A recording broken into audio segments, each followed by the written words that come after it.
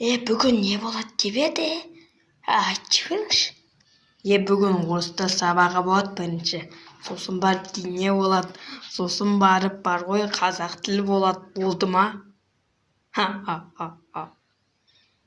Саламатсыздар ма балдар? Бүгін біз орыс тілі өтеміз. Мен сіздердің ағайларың болам. Бүгін не өтеміз? Орыс тілі өтеміз, орыс тілі өтеміз. Саламатсыз ба ағай?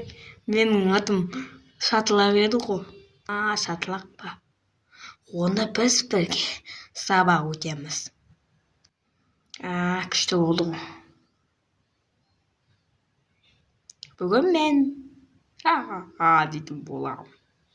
Бүгін не өтеміз тағы? Сосын барып не өтеміз деген дейді. Не өтеміз?